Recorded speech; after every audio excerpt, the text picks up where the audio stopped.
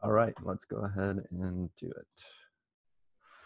All right, what's up? What's up, guys? Jason Flegel here from the Marketing Master Show. Really excited because I've got a great friend of mine, Jeff Hunter.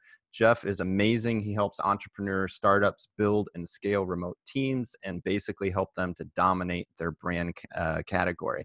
He's also the creator of the core branding method, founder of VA Staffer, which is an 80-plus person virtual assistant and marketing agency. And he's also the host of Savage Marketer podcast. Highly recommend going to check that out. It's awesome.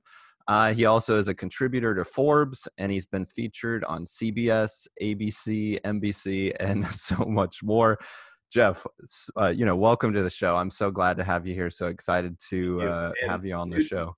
New development as of tomorrow. I am officially a contributor to entrepreneur.com as well. So that's nice. Yeah, I think I saw that on your LinkedIn. That's awesome. Yeah, my very first article goes live tomorrow. It's going to be called 3 Revenue Generating Activities for Your Virtual Assistant to Do. Nice. I love it. Congratulations on that. That's great.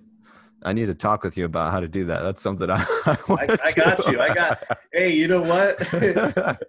That's a whole nother podcast show, but just in the past 60 days, I've been able to be featured on offline, Jeff, we've been talking, and there's like 7 or 8 podcast episodes I think that we could do. You're so full of knowledge. I mean, you've got so much experience in different areas. But so let's go ahead and jump into the first question. What's something about yourself that most people don't know about? Wow. Nowadays it's hard to say anything because I've been on so many damn appearances and I'm pretty transparent. How about this? I actually am a recovering introvert. I guess now I'm an ambivert. I actually much rather would be by myself in my room playing computer games than doing most any other activity in the world. Yeah. Well, what are some of your favorite games that you like to play? Well, right now I have to say Call of Duty's, up on my list. Nice. I've been playing Modern Warfare and Warzone. That's been really fun. Although I actually like playing old school games, and I'm really excited because one of my kids is excited. But here's another thing, COVID-19. Come on, man. We got to send our kids back to school. Come on.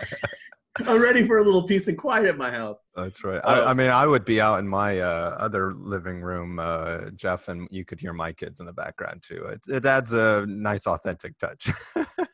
It is what it is, right? I mean, this is how it works. But yeah, I would say that I definitely have, learned over the years how to be more tolerant to other people around me. And, bigger groups and stages and things like that. I'm finally comfortable on video. I've always hated looking at myself on video. So I think we all do to a certain extent. Yeah, I hired a coach back in 2017 and she made me do a Facebook Live every day for like 30 days. And I hated her guts for that. But now, hey, at least you have you had the opportunity to get like a whole bunch of content over those 30 days to use. Yeah, so that's a good thing. And of course, I didn't know what I was doing back then, so content's useless. But speaking of that, how did you get into doing what you're doing today, Jeff? I know that you're involved in a number of companies. You've worked with really recognizable people. If we would say the names, people would know these entrepreneurs, these quote unquote successful people. But how did you get started into what you're doing, and how did that lead you to where you are today?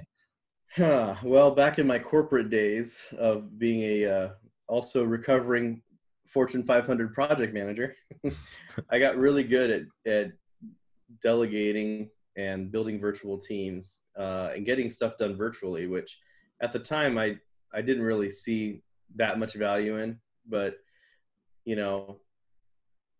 it's just all changed, especially with everything being COVID-19 lockdown and everything.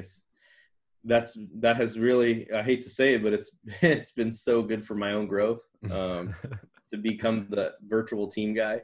Mm-hmm. But back when I left my corporate job to do this full time, which is basically, building virtual teams and leveraging them to do sales enablement and marketing campaigns and content and whatever else not. it's just kind of started out one person at a time. And, you know, I think this is a funny story because you probably know one of my friends and mentors, Ryan Dice from digitalmarketer.com. One of the things, he just wrote a blog post about it not too long ago, talking about how most entrepreneurs are accidental CEOs. Yep. You know, like we've stumbled upon something and it worked and we started making a business out of it. And then, you know, like, you know, most of the time CEOs are not the most qualified person to run their business. They're just the person that started it. That's right. They're the visionary. Yep. That's it. And that's kind of how it happened for me. I just realized that there was a lot of value in building virtual teams and, you know, leveraging them to grow and scale businesses. And I just got obsessed with learning how to do more ways to do, you know, lead generation and sales and, you know, supporting busy people. And I just started profiling, like, who are the people that have money? And usually the people that have money are the really productive people that don't have enough time. So I've essentially, I'm a time seller, you know, I sell time. And, you know, it's a really valuable commodity, especially if you can show people how to make money using their time and how to save money by having someone else do things that I call it downsourcing, you know, like, are you your own secretary? You know, are you doing a lot of activities? Like for me, I don't mow my own lawn. That's a waste of my time. You know, I can pay this guy $50 a month. That's what I pay him, $50 a month. And he comes twice a week and he mows my front and my backyard and he trims all my bushes, you know? And I'm like, opportunity cost. Exactly. Right. So that's why right now, and that's why I love, you know, having my own podcast, The Savage Marketer, is because it's really three different things. I've got VA Staffer, which is my virtual support business, right, to help busy people and help downsource things. Then I've got what I call the upsourcing side of the business, which is, you know, the marketing angle, which you and I are very familiar with, was like building funnels and putting campaigns together and email copy and all that kind of stuff. And then I have my educational side, which is Savage Marketer, which is teaching people how to use these things. Right. Awesome. I love that. So I guess that's the general progression that I've learned. And it's kind of just come out of the demand. Right. And then when you do one good job and they tell somebody about it, and then next thing you know, other people are talking about it. And then 2018, I started a referral program. So now, you know, if you think people are referring your business before, wait until you start giving people money to refer you, and then things take off. I love that. That's awesome. Well, what prompted you to start the referral program? Did you learn that from someone else, or what? Did you just have an epiphany one day, like, I need to do a referral program? Well. The very first time I ever talked to my wife into going to a crazy entrepreneurial event together, you know, because my wife is totally a W-2, you know, she's a teacher, you know, she has her liberal arts degree and all that kind of stuff. And, you know, always had a job, just like me. I always had a job. But when I became an entrepreneur, you know, you start realizing entrepreneurs are crazy. That's right. So, in a good and bad way sometimes. Yeah. So I went to this summit. It was an in-person summit. And I think it was in San Diego or LA, probably San Diego, where most conferences and summits are. And there was a speaker there. And I had no idea who he was before that day. But his name's Jay Abraham. And of course, probably everyone listening to this knows who he is. He's, you know, like Tony Robbins' coach. Yep, that's right. Like, you know, coaches of the coach. That's right. And just by chance, the presentation that he was giving that day, the battery in his clicker died. Oh, man. And he said, well, I can try to sit there and get this to work, or I can start answering some questions and you guys can line up at the microphones. Before he finished the sentence, I was gone. I ran for my life. I didn't grab no shoes or nothing, Jesus. If you remember that. I love that. Okay. So I'm the second person in line, and thank God, because the first person humiliated herself, I had no problem following it up. She was an MLM person. Oh, man. And she was sitting there talking about her MLM business with him, and he's like, no, next. He's like, move on. So then I come up to the microphone, and I'm like, yeah. So then I asked him, I said, okay, Jay, nice to connect with you. My name's Jeff, and I own a virtual assistant business, and we do outsourced business operations for businesses. And he goes, great, fantastic. And he goes, all right, so what are you looking to do? I said, well, I'm always looking to increase my sales and revenue. And he goes, well, how do you get most of your clients? And I said, well, most of my clients are referrals.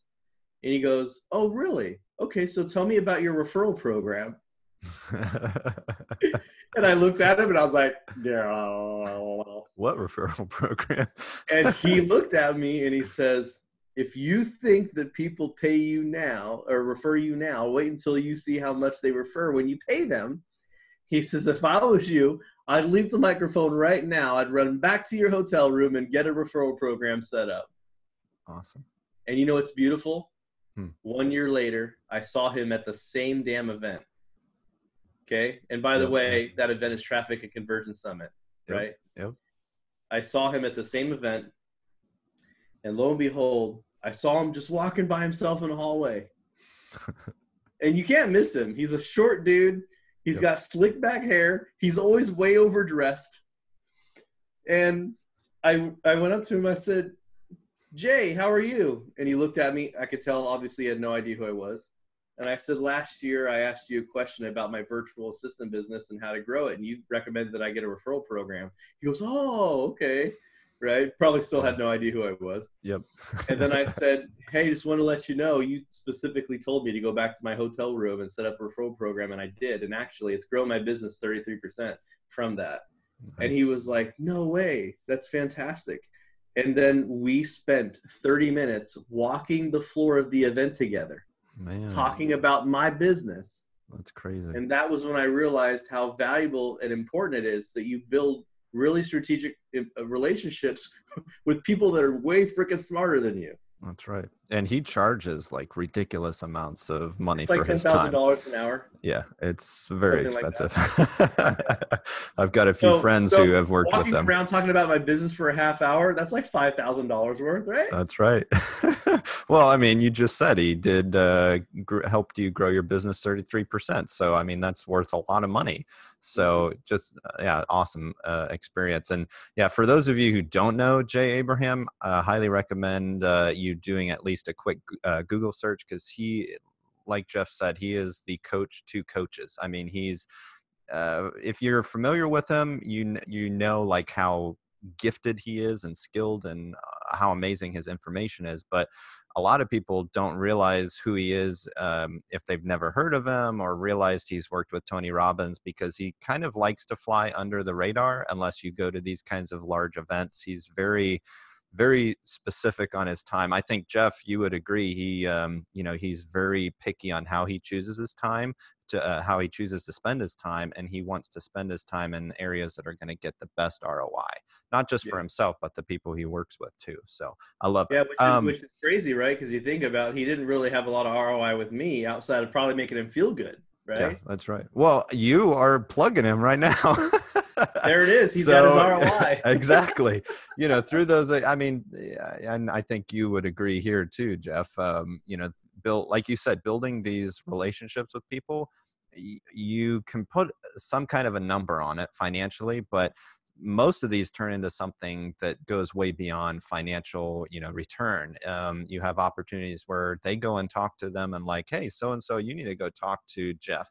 I just had a great conversation. And you might not even know that they even referred you to this person. So things like that, it's relational capital, or whatever you want to say. It's really important to make that investment. So relational capital. I love that. Yeah, exactly. That's what it is. It's an opportunity where, and my favorite quote from Zig Ziglar, you can have everything in life you want if you just help enough other people get what they want. And that's being others focused. So, but offline, Jeff, we talked about a little bit on how there's a disconnect in the world of marketing and even sales, but people don't really have an understanding of the difference between sales and marketing. So that was one big question I wanted to ask you. What is that difference? What do you believe is the main difference between sales and marketing? Well, I think that branding is a part of marketing. And that's my own opinion, of course. People Now, that are, how do you define branding though? Because some people think of it as like the visual identity of that business or that organization. well, I'm going to go back to what Jeff Bezos says branding is. Jeff Bezos says that branding is what people say about you when you're not in the room. I like that. That's great. Right? I mean, it's what people remember and think about you. It's everything. It's everything that you are. It's how you show up. It's what you say. It's what content you post. It's how you run your business. It's how you do your customer support.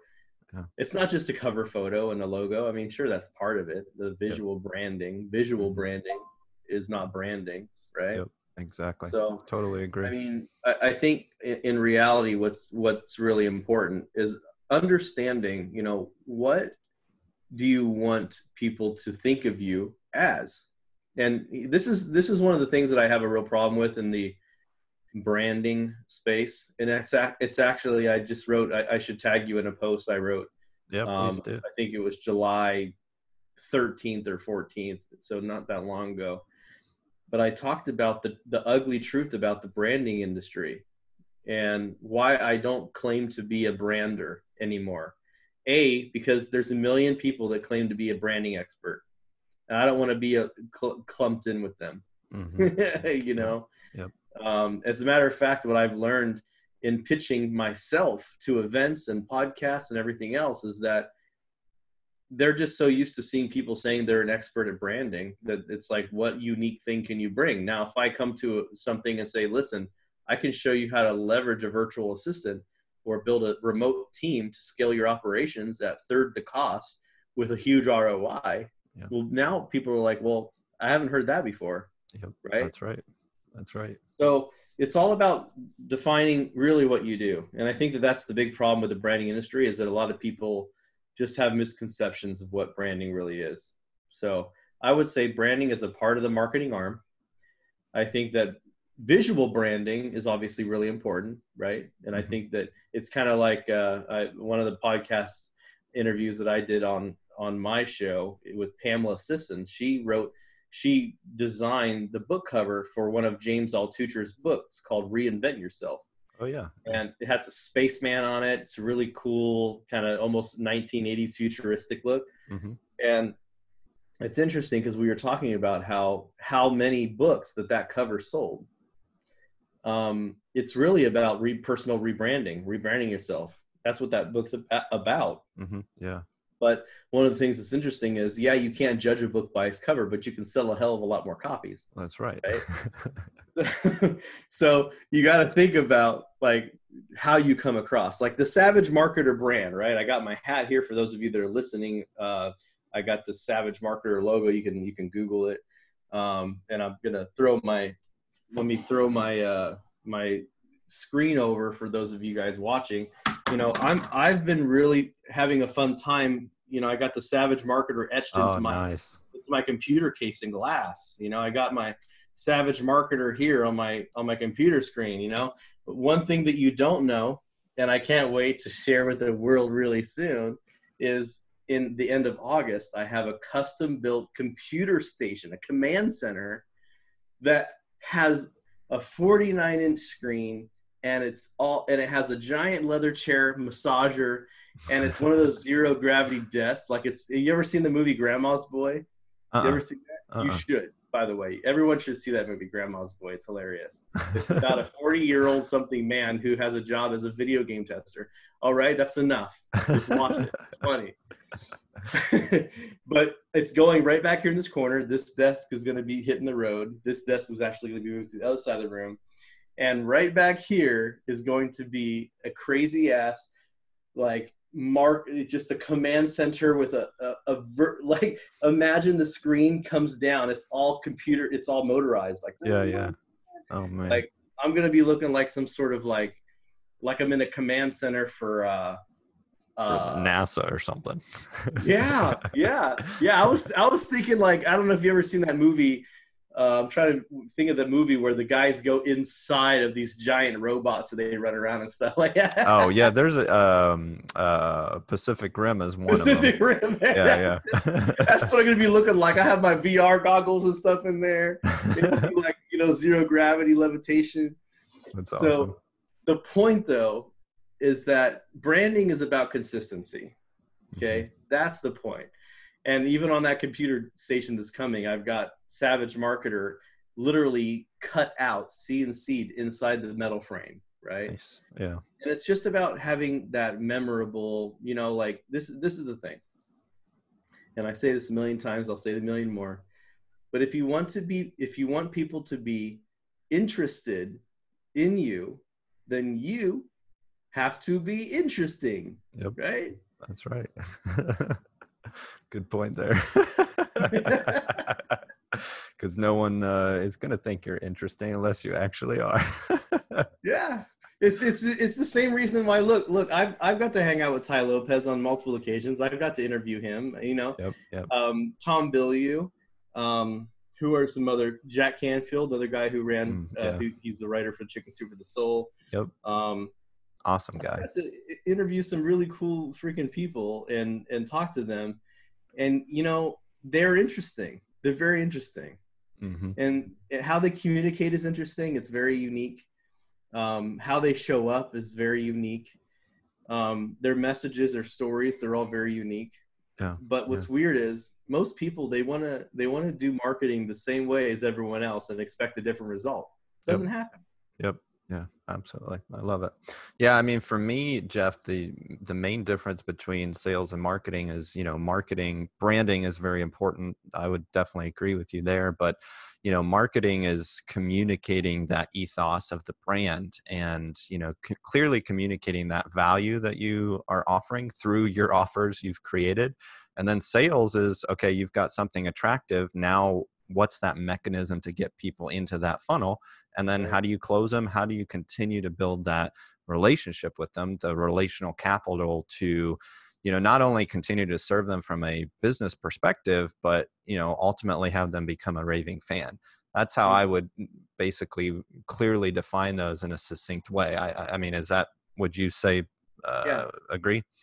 I think the sales process is, once you have a good marketing and brand, hopefully things help sell themselves. And that's one of the beautiful things about having a good product and a good brand, is that it can sell itself. And like for me, I don't have a sales team. I do have an inbound sales team, but I call him a client success manager, right? Yeah. And I call him that because when people come to me, they already want a VA. They already want to do a project with me or whatever, right? Like, because I don't go out, and I do some outbound sales, but most of it's inbound. And the technique that I use using the core branding method, which you introed me with, is that we focus on 4 main pieces. And that's what core stands for: building a deep emotional connection with your audience, being omnipresent where your audience is. Doesn't mean you have to be everywhere, right? Doesn't mean you have to be on TikTok, okay? But it means you have to be where your audience is. You have to be relevant. That's what R is for. You have to be really relevant to your audience. And you have to have some form of intentional engagement. And that goes both ways, whether they're commenting and liking on your stuff, or they're joining your community or whatever, or you're going out and you're creating relationships with other people, which is another reason why I really love LinkedIn. I think it's a huge platform that people are using wrong. Yes. Which is good for people like us. That's right. but the sales process for me is, now that we've got everything, we've got the brand set and all that, it's just about getting in front of the right people and closing deals. Yeah. And when it comes to closing deals, I think that there's also, ever since Dan Locke, right, the high ticket sales closer or whatever he is, I'm trying to remember what that is that he sells. I think even sales is getting another bad rap online. But I think if the reason why I call my salesperson a client success manager is because their job is to find out what the problems that the client is facing and propose a solution to fix it. Yeah. Right. And absolutely. I think if sales are done right, that's how it should always be, whether it's inbound or outbound. Yeah, totally agree. I love that. All right, let's switch gears and talk about SOPs, so standard operating procedures, because this is one thing I personally want to know more about. I know more businesses are like they need this. So simply put, what are SOPs? Why are they important? And then would you be willing to share with your vast experience in the space on how can companies create some of their SOPs? Well, one of the things that's really important to know and think about is that nobody wakes up in the morning excited to read a new standard operating procedure. Okay. You don't? Like, yeah, let's go, guys. SOP. So that's why I like calling them freedom recipes, because like they are recipes for freedom, especially for business owners. But there's a key differentiator that I think is important. One, yes, they create freedom. Second, the word recipe is really important because you have to think of it like a cookbook. Okay. Mm-hmm. The only way for us to be able to delegate things consistently and repeatedly with reliability and our own trust that someone is able to do things that we actually delegate to them, right, is we have to have repeatable results. There's a lot of R words there. I just realized that. But if you're looking for repeatable results, repeatable excellence is what Dennis Yu calls repeatable excellence. You have to have a good recipe. And the recipe should literally be like, think of it like a cookbook. Like, first off, I'm a bad cook. Okay. I'm just going to throw it out there. But if I'm able to come into an environment, whip out a cookbook and it says, get a bowl, put, a cup of flour and, 2 tablespoons of, whatever. And then, 2 eggs and, a pinch of cinnamon and whatever else not, and, quarter cup of sugar, whatever. And you mix it all up together and you put it in the oven for, 17 minutes at 375 degrees and pull it out and flip it over and boom, you got yourself a pound cake or whatever it is. Right. Yep. And outside of maybe dropping a couple shells from the eggs, like it should come out okay. Yep. That's right. That's and right. it should come out the same every time. That's the key. Right? That's right. It should come out the same every time. So it's really important when you delegate things that you're able to have those repeatable results. So here's a way that I do that. And this is a really fun hack that a lot of people, they lie and they say, well, I don't have time. That's a lie. Mm-hmm. You're doing things already. You're doing it already. And we live in a virtual world. I know you're not doing anything that's not virtual right now. Okay. Because we're all stuck at home with COVID-19. There's no excuse. Exactly. So here's the deal. You do what you normally do, but you do it on Zoom or Loom or Tiny Take or Camtasia, and you record what the hell you're doing. Yep. And you just document it. You say, well, now I'm loading up my Salesforce and I'm going through my leads for the day. And I prioritize them by this, and I look at the time, and I look to see if I emailed this person, and if I don't, then I send them this email. Here's the email that I use. It's a script. I just change out the first name. Boom, boom. Here's how we do it, right? Yep. Open up your Gmail. This is all my emails. This is how I prioritize them. The very first thing that I do when I log into my email is I look at all the spam and junk that I don't want, and I instantly delete it all. And then I start looking at my inbox, and I say, okay, what is the priorities here? Open them up one by one by one. If there's anything that's important that I have to actually take action on, I put a flag on it, knowing that I need to come back and actually do something, right? Yep. And I put a to-do list together every day in the morning after I do my emails of everyone else's priorities from the emails, because see, they're not my priorities. They're everyone else's priorities. That's what an inbox is. Okay. So then I go back to do my things. And then at the end of the day, I start responding to my emails and I do this. Boom. Right? Nice. So like, that's how you put things together. Whether you're a web developer, like here's a great idea. Here's something that just happened yesterday. I have a web developer, his name's Mark, and we've never made a pricing checkout that has 2 prices, one for yearly and one for monthly. So they get a discount if they sign up annually. They pay a higher monthly fee if they pay month to month. I've never done that before. All my offers are usually just either one time or subscription based. Yep. So I didn't know what I was doing. And ironically, he did it for me because see, now, even though I'm not a web developer, I like to know how to do things, Yep. right? Mm-hmm. So I said, Mark, if you would, when you do this, could you please record it so I can understand how it's done in the future? Because I need to be able to explain to my clients how we can set this up, right? Yeah, exactly. And lo and behold, he sends me the link, says, I've made the page. Here you go. Here's the video of how I did it. Let me know what you think. Yep. Right? I love that. So it goes both ways. Yeah, that's one great. last thing that I'll tell you, this is part 3, is that a lot of times when you create an SOP or you create documentation, we think it's fantastic, but it's not, and it sucks ass. All right?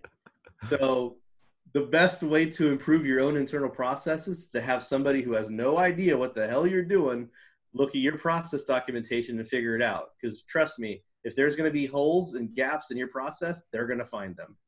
Yeah, I like that. Well, one of the biggest things that I learned recently, Jeff, is, the SOPs are not only really important for just internal operations of the company and, how the team communicates and operates back and forth, but when you go, if your exit strategy is to sell the company, when you go to sell it, those SOPs are an essential gold mine.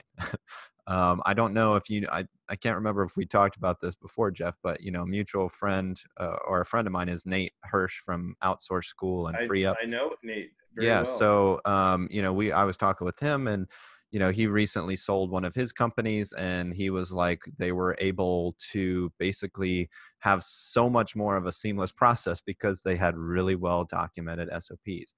So it's important for a whole bunch of reasons. And I think, those two, number one, for team communication operation, number two, if you go to sell it, but number three, at least neurologically, like me coming from a biology background, medical background, I know like the way our brains work, when you go to explain something to someone else, it not only reinforces your knowledge and your skills, but it also gives you the opportunity to recognize some of your pitfalls and areas where you need to, Absolutely. make more improvements. So it's a threefold kind of reasoning to do SOP. So there's 4. I mean, the other one is because when you have SOPs and you have documented processes and you're in the selling process, you're in the exit process, in the valuation process even. I mean, yeah. what your valuation of your company when you have your shit together versus some Joe Schmo company that has no processes and they're buying a job. Yeah, right. That's right. I mean, it's a night and day difference. It raises the perceived value of your company because you've got that stuff taken care of. And because at the end of the day, as an investor, when you come in to buy a company, you have to think about how much work is it going to take and how much resources is it going to take to actually transfer this company out. And if you've got a documented process for things that you do in your business and say you can easily get someone in the business, or hey, here's the key people on the team and here's how they work and here's what they do, it definitely raises the perceived value and can put you in a better position for evaluation. I love that. Yeah, fourfold. That's awesome. Yeah, really good insights there. All right, Jeff, getting close here to the end of our conversation, but one of the last questions I want to ask you is, I love to have the listeners listen to, kind of the vision, our guest vision for the future. So what does the future hold for you? What are some of your kind of BHAG, the big, hairy, audacious goals you've got? So even just since we last spoke, I think we've probably hired 20, 30 people. Nice. I think I mean, because as you saw, you had to update the bio. It was like 50 people. Now it's like 80 people on my team. Right? Yeah. I think that for me, my next transition is going to be on more education. And I think that, one of the pitfalls that I've got in my own business is that, sure, now that I'm doing $50,000, $80,000 a month of recurring revenue from just the VA business, the problem is for me to make more money, I have to hire more people, right? So it's not the linear growth path that most people would have. There's a 50-40% margin taken out of everything that I do. And the only way to truly scale my business is to hire more people. Yep. So what I'm doing now is I'm focusing on, well, of course, I'm still growing that because, I mean, of course, it's profitable, but it's more headache, right? And I've hired 2 more project managers to help manage people. So, you know, it takes money to make money. Right. But the vision for me moving forward is helping companies equip, much like what I said with the 3 brands, VA Staffer brand, right? I have my branded media brand, and I've got my Savage Marketer brand. I'm going all in on the Savage Marketer brand, because when I do that and I'm teaching people techniques, I'm teaching people these strategies, I'm able to leverage my other 2 companies to actually grow and build that. And what's beautiful about the Savage Marketer brand is I can sell the trainings, I can show people how to do it, and give them all the tools they need. And that, to me, is very low on the cost. It costs a lot of my time, so that is expensive, right? Yep, but at the same rate, like, I know a lot of people who they're at an interesting place in their business. And for me, most of the businesses I work with, they already have 2, 3, 4, maybe even 10 team members, right? Yep. And it's expensive. It's expensive to grow and scale a team. Yep. So, you know, I help come up with really cost-effective solutions to help grow and scale business operations, right? So if I'm able to do more education about ways to do that, just like my entrepreneur article I put out, 3 revenue generating activities for a virtual assistant to do, right? Like, I'm going to be focusing more on the media. I'm going to be focusing more on my own personal brand. I'm going to be focusing more on the publications and really stepping up my game, leveraging my own personal brand to build everything else I'm doing. So that's my big hairy goal is, you know, I'd love to, you know, and I just got featured on entrepreneur.com weekly, which is their like radio show that's produced everywhere. Nice. That's awesome. You know, these are like dream come trues for me. And it's been really amazing for my own brand. And so that's what I would say. I'm just really focusing on me, probably the first time ever. I've always been behind the shadows of my companies, and now I'm finally starting to come out of my shell. So I love that. Yeah, and that's a really good. I mean, we can even see the transition, listen to the transition, because you know, you mentioned you came from a introverted background, and now to look at what you're doing and what you're shooting for is amazing to see that. So that's great. Okay, and then where can people connect with you? What are some of the best places? Do you have any information available on the web where people can go to, you know, if they want to create their own SOPs, for example? Do you have anything like that where they can get access I've made an initiative right now to put for free a bunch of different guides, resources, and SOPs on vastaffer.com, my virtual assistant website. Awesome. Now, soon I'm going to have them built into the Savage Marketing Academy, which is the educational side, but that's not finished yet. But I did recently become Google verified. So now if you Google Jeff J. Hunter, you're going to see all my little social media profiles. My Facebook is super full, but my LinkedIn, I've got plenty of room. I'd love to connect with you guys. Awesome. And if you ever need help, and Jason, we can talk about this offline, but if you are interested in becoming a contributor, I actually will connect you with my coach who helped me out. We were on an hour phone call and we went through exactly what you need to be able to do. And you know what? I'm going to hook you up with him so he can come on your podcast. I'd love that. That would be great. I'm sure the listeners would love that too. Yeah, I think so too. Awesome, hey, Jeff. we all rise together. You know what I'm saying? That's right. What is that? Rising tides raise all ships, right?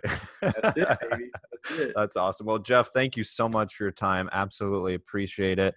If you guys have any other follow-up questions, you know, reach out to Jeff. Jeff, I'm sure would be glad to answer any questions. If you have any desire to do your what'd you call it, downsourcing, Jeff? Yeah, upsourcing, downsourcing. Upsourcing, downsourcing. Connect with Jeff. I can personally vouch for his ability to, you know, help businesses get to the next level. So Jeff, thank you so much, and I'm sure we'll have you back on the show sometime soon. Any other final words you want to share with the listeners? I would just say that, you know, I challenge everyone to just take a look at what they do on a day-to-day basis and determine, you know, like write things down. This is why I came up with something called the 90-10 rule. Because time and time again, when I get on a client call and I'm like, hey, let's write down 10 things that like you do in your business or that you could be doing in the next 30 days that are super important for your business. And usually when you write down a list of 10 things, there's going to be one of them that will yield higher results than all the other 9 put together. Yeah. And how can we focus on that one, right? Usually it's because we're too busy doing other things. We're so busy kicking the rocks, we're not pushing the boulder. That's right. That's right. So leverage what I call the 9-10 rule of understanding what is that 10%? What is that one thing that can really drive your business forward that you're not focused on? And get rid of the rest. Figure out, use what I call ADD. All of us entrepreneurs have ADD anyway, okay? But switch up the mindset. You can either automate things to get rid of them, you can either delegate things to get rid of them, or sometimes you just flat out delete things to get rid of them. Follow those 3 principles. Think about what's really valuable and what's wasting your time, and put an action plan together to get rid of them so you can focus on the most valuable things. Nice. I love that. Flipping ADD from a negative to a positive. That's it, baby. All right, Jeff. Well, thank you so much. I'm sure we will talk soon. And guys, remember to keep moving forward, and we will catch you next time. Bye-bye.